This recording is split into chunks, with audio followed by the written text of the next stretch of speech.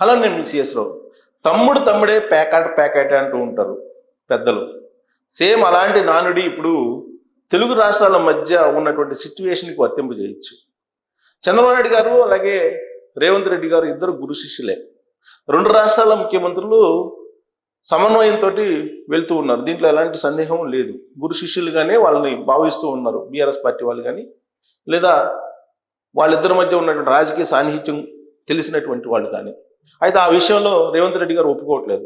చంద్రబాబు నాయుడు గారు తన గురువు కాదు, రాజకీయ సహచరుడు మాత్రమే అని చెప్పి చెప్తూ ఉన్నారు. సరే, సహచరుడు కానీ లేదా గురువు కానీ ఏదైనా అనుకోవచ్చు, బట్ వాళ్ళిద్దరి మధ్య సాన్నిహిత్యం అయితే ఉంది. వాళ్ళిద్దరూ రాజకీయాన్ని హుందాగానే నడుపుతారు. ఇప్పుడు ఆంధ్రప్రదేశ్ రాష్ట్రానికి ముఖ్యమంత్రిగా చంద్రబాబు నాయుడు గారు ఉన్నారు, తెలంగాణ రాష్ట్రానికి రేవంత్ రెడ్డి గారు ఉన్నారు. అయినంత మాత్రాన ఏ రాష్ట్రానికి సంబంధించినటువంటి ప్రయోజనాలు ఆ రాష్ట్రానికి ఉంటాయి. ఆ రాష్ట్ర ప్రయోజనాలు నెరవేర్చడానికే వాళ్ళిద్దరూ కట్టుబడి ఉంటారు. దీంట్లో ఎలాంటి సందేహం కూడా అవసరం లేదు. ఇప్పుడు ఆంధ్రప్రదేశ్లో వైరస్ ప్రబలింది. ఆ వైరస్ కారణంగా నీ పౌల్ట్రీ ఫామ్ అనేది కుప్పగూలిపోయింది. కొన్ని లక్షల కోళ్లు చనిపోతున్నాయి. దాదాపు 40 లక్షల కోళ్లు చనిపోయాయని చెప్పి తెలుస్తోంది గోదావరి జిల్లాలో. దానికి సంబంధించి ఆల్రెడీ ఆంధ్రప్రదేశ్ సంబంధించినటువంటి యానిమల్ హస్బెండరీ సంబంధించినటువంటి డిపార్ట్మెంటు యాక్టివ్ అయింది. అక్కడ మొత్తం తనిఖీలు చేస్తుంది, అధ్యయనం చేస్తుంది, అలాగే రీసెర్చ్ చేస్తుంది. ఏంటి అసలు ఏ వైరస్ కారణంగా ఈ కోళ్లు చనిపోతున్నాయి అని చెప్పి గత 2 వారాల నుంచి కూడా రీసెర్చ్ చేస్తూ ఉన్నారు. బర్డ్ ఫ్లూ అని చెప్పి తేల్చారు. కానీ బర్డ్ ఫ్లూ అయితే అంత తీవ్రంగా ఉండదు అనేది ఇప్పుడు యానిమల్ హస్బెండరీకి సంబంధించినటువంటి కొంతమంది వైద్యులు చెప్తూ ఉన్నారు. అందుకే చనిపోయినటువంటి కోళ్లను ఖచ్చితంగా కనీసం 3 అడుగుల లోతులో పాతి పెట్టాలని చెప్పి కూడా చెప్తూ ఉన్నారు. ఆ వైరస్ భయంకరమైనటువంటి వైరస్ కాబట్టి మీరు చనిపోయినటువంటి ఆ కోళ్లకు సోకినటువంటి వైరస్ ఏదైతే ఉందో అది మానవులకు కూడా ప్రమాదమైన, కాబట్టి మీరు చికెన్ తినొద్దు అని చెప్పి కూడా కొంతమంది వైద్యులు చెప్తూ ఉన్నారు. అందుకే గత వారం రోజుల నుంచి కూడా చికెన్ తినొద్దు అని చెప్పి ఆంధ్రప్రదేశ్లో ఉండేటువంటి యానిమల్ హస్బెండరీకి సంబంధించినటువంటి వైద్యులు చెప్తూ ఉన్నారు. కానీ చికెన్ తక్కువ రేటుకు వస్తుందని చెప్పి చాలామంది తింటున్నారు. అలాగే మనుషులకు కూడా కొంత ఆరోగ్యకరమైన లక్షణాలు కనిపిస్తూ ఉన్నాయి ఆంధ్రప్రదేశ్లో అక్కడక్కడ. ఇప్పుడు బర్డ్ ఫ్లూ అనేది చాలా తీవ్రతరమైంది. దీంతో పౌల్ట్రీ ఫామ్ లేదా పౌల్ట్రీలను కోళ్లను పెంచేటువంటి యజమానులు ఏం చేస్తున్నారంటే ఇమీడియట్గా వాటిని అమ్ముకునేదానికి ప్రయత్నం చేస్తున్నారు. ఎవరైనా సహజంగా చేసేటువంటి పని అది. అందులో భాగంగా ఇప్పుడు మాంసం మార్కెట్ బాగా ఉండేటువంటి హైదరాబాద్కి భారీగా ఆంధ్రప్రదేశ్లో ఉండేటువంటి కోళ్లను తరలించేటువంటి ప్రక్రియ జరుగుతోంది. అది గమనించినటువంటి తెలంగాణ ప్రభుత్వం మొత్తం సరిహద్దులని మూసేసింది. సరిహద్దుల్లో ఏ ఒక్క పౌల్ట్రీ ఫామ్కి సంబంధించినటువంటి వాహనం రాకూడదు అనేటువంటి స్ట్రిక్ట్ ఆర్డర్స్ ఇచ్చేసింది. దీంతో సరిహద్దుల్లో మొత్తం ఇప్పుడు తనిఖీలు ముమ్మరం చేశారు. ఒక్క కోడిని కూడా ఆంధ్రప్రదేశ్ నుంచి తెలంగాణలోకి ఎంటర్ కాకుండా నిషేధాజ్ఞలను విధించారు. ఇలాంటి పరిస్థితి ఎప్పుడైనా ఉందా 2 రాష్ట్రాల మధ్య అని అంటే కరోనా అప్పుడు ఉంది. కరోనా సమయంలో ఆంధ్రప్రదేశ్లో కరోనా చికిత్సకు సంబంధించినటువంటి సదుపాయాలు లేవు.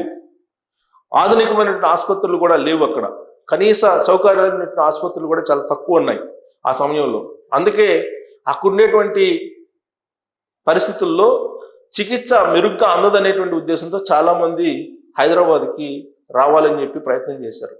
హైదరాబాద్లో మల్టీ హాస్పిటల్స్ ఉంటాయి కాబట్టి ఆ హాస్పిటల్స్లో ఖరీదైనటువంటి వైద్యంతో పాటు నాణ్యమైనటువంటి వైద్యం అందుతుందని చెప్పి భావించారు. పైగా ఉమ్మడి రాజధానిగా ఉంది అప్పట్లో హైదరాబాద్. కాబట్టి హైదరాబాద్కు వచ్చి చికిత్స చేయించుకోవాలని చెప్పి చాలామంది ఆ సమయంలో ప్రయత్నించారు. కానీ ససేమిరా అని చెప్పేసి సరిహద్దులను క్లోజ్ చేశారు. అంబులెన్స్లని ఆంధ్రప్రదేశ్ నుంచి తెలంగాణలోకి ఎంటర్ కానివ్వలేదు. దానికి కారణం ఏంటంటే కరోనా వైరస్ ఆంధ్రప్రదేశ్లో సోకినటువంటి వాళ్ళ నుంచి తెలంగాణలో హైదరాబాద్లో కూడా అది విస్తరిస్తుంది. జనసాంద్రత హైదరాబాద్లో ఎక్కువ ఉంటుంది కాబట్టి అదుపు తప్పితే ప్రమాదకరం అని చెప్పేసి ఆ రోజు ఉన్నటువంటి బీఆర్ఎస్ పార్టీ ప్రభుత్వం కూడా సరిహద్దుల్ని మూసేసింది నిర్దాక్షిణ్యంగా. ఎంత రికమెండ్ చేసినా కానీ అలౌ చేయలేదు. ఇలాంటి పరిస్థితే ఇప్పుడు కోళ్లకు సంబంధించిన బర్డ్ ఫ్లూ విషయంలో కూడా కనిపిస్తూ ఉంది. సరిహద్దుల్ని మూసేశారు. మూసేసి ఆంధ్రప్రదేశ్కి సంబంధించినటువంటి ప్రభుత్వం రిక్వెస్ట్ చేసినప్పటికీ కూడా తెలంగాణలోకి ఎంటర్ కాకుండా మొత్తం నిషేధాజ్ఞలను విధించారు. సో అందుకే నేను ఈ వీడియో తొలి పార్ట్లోనే చెప్పాను, తమ్ముడే ప్యాకెట్ అని. రేవంత్ రెడ్డి గారు ఆంధ్రప్రదేశ్ సంబంధించినటువంటి పౌల్ట్రీకి సంబంధించినటువంటి ఆనవాళ్ళు కూడా తెలంగాణలో కనిపించడానికి లేదని చెప్తున్నారు. ఎందుకంటే తెలంగాణలో ఇప్పటి వరకు కూడా బర్డ్ ఫ్లూ అంత పెద్దగా లేదు. ఇంకా తెలంగాణలో ఉండేటువంటి పౌల్ట్రీ ఫార్మ్స్కి ఆ వైరస్ టచ్ కాలేదు. పౌల్ట్రీ ఫామ్కి సంబంధించిన యజమానులు అయితే భయపడుతున్నారు. ఏ రోజు ఏం జరుగుతుందో తెలియనటువంటి సిచ్యువేషన్ తెలంగాణలో అయితే ఉంది. ఆంధ్రప్రదేశ్లో అయితే మొత్తం దాదాపుగా తుడిచిపెట్టిపోయినటువంటి పరిస్థితి కనిపిస్తుంది. అక్కడ ఉన్నటువంటి కోళ్ల పెంపకందారులు భారీగా నష్టపోయారు. ప్రభుత్వం అప్రమత్తం అయింది, వ్యాక్సిన్లు వేస్తున్నారు, వ్యాక్సిన్ కూడా వచ్చాయి. అయినప్పటికీ కూడా అదే అదుపు తప్పింది. దాన్ని కొక్కెర తెగులు అంటున్నారు ఇప్పుడు, కానీ బర్డ్ ఫ్లూ అంటున్నారు కొంతమంది. కొక్కెర తెగులే కరోనా అంటున్నారు కొంతమంది. కరోనానే కొక్కెర తెగులు, కుక్కెర తెగులే కరోనా. కాబట్టి కోళ్ల వైపు, చికెన్ వైపు మీరు వెళ్ళొద్దు అని చెప్పి చెప్తూ ఉన్నారు వైద్యులు కూడా. ఇలాంటి పరిస్థితుల్లో ప్రమాదకరమైనటువంటి ఈ వైరస్ ఎట్టి పరిస్థితుల్లో కూడా తెలంగాణకు ఎంటర్ కాకూడదు అనేది ఒక ఆలోచన తెలంగాణ ప్రభుత్వం.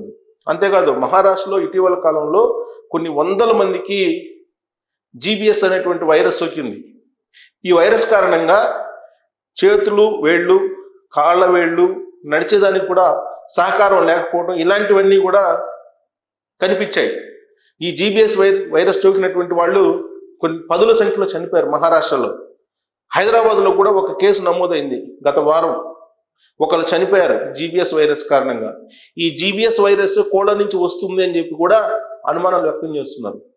ఇప్పుడు కోళ్లకు సోకినటువంటి వైరస్ ఏంటి అనేది ఇతిమిద్దంగా తెలియట్లేదు, నిర్ధారించలేకపోతున్నారు వైద్యులు కూడా. దాని మీద రకరకాల అనుమానాలు ఉన్నాయి. బర్డ్ ఫ్లూ అనేది సాధారణంగా అనేక సంవత్సరాల నుంచి వింటున్నాం, కానీ ఇది బర్డ్ ఫ్లూ కాదు, ఇది సపరేట్ వైరస్ అని అంటున్నారు. ఆ వైరసే ఇది జీబీఎస్ అంటున్నారు. ఒకవేళ జీబీఎస్ వైరస్ అయితే కనుక మానవాళికి కూడా ప్రమాదం. అందుకే ఇప్పుడు తెలంగాణ ప్రభుత్వం అప్రమత్తం అయింది. బోర్డర్స్ని కూడా మూసేసే పరిస్థితికి వచ్చింది. బోర్డర్స్ని మూసేసి చీమ చిటుక్కుమన్న ఒక పౌల్ట్రీ నుంచి ఇటు ఒక్క లారీ వచ్చినా ఒప్పుకోవడానికి అవకాశం లేకుండా నిషేధాజ్ఞలు విధించారు. మరి ఇప్పుడు కోళ్లకు సోకినటువంటి వైరస్ మానవాళికి సోకితే పరిస్థితి ఏంటి అనేది ఒక అనుమానం అయితే, జీబీఎస్ వైరసే ఈ వైరస్ ఆ కోళ్లకు సోకింది అనేది కూడా ఇంకొక ఆందోళన ఉంది. ఆ వైరసే ఈ వైరస్ అయితే కనుక రాబోయేటువంటి రోజుల్లో ప్రమాదకరమైనటువంటి స్థాయికి రెండు తెలుగు రాష్ట్రాలు వెళ్ళేటువంటి అవకాశం ఉంది. ఎందుకంటే మహారాష్ట్రలో ఆల్రెడీ పదుల సంఖ్యలో చనిపోయారు. హైదరాబాద్లో ఒక కేసు నమోదైంది 2 రోజుల క్రితం. మరి ఇది కనుక స్ప్రెడ్ అయితే పరిస్థితి ఏంటి అనే దాని మీద సమీక్షించిన తర్వాత తెలంగాణ ప్రభుత్వం బోర్డర్స్ని క్లోజ్ చేసింది. మరి తెలంగాణ ప్రభుత్వం సరైనటువంటి సమయంలో సరైనటువంటి నిర్ణయం తీసుకుందా, లేదంటే తెలుగు రాష్ట్రాల మధ్య బోర్డర్స్ని క్లోజ్ చేయడం కరెక్ట్ కాదా? ఏది కరెక్ట్? సో గురు శిష్యులు అయినంత మాత్రాన బోర్డర్స్ని ఓపెన్ చేయాల్సిన అవసరం ఉందా, లేదంటే తెలంగాణ ప్రభుత్వం తీసుకున్న నిర్ణయం కరెక్టేనా? ఆ వైరస్ గురించి కూడా మీకు ఏదైనా సమాచారం ఉంటే, కోళ్లకు సోకిన వైరస్సే మనుషులకు సోకుతుందా అనే దాని మీద కామెంట్ రూపంలో మీ అభిప్రాయం తెలియజేయచ్చు. Thank you very much.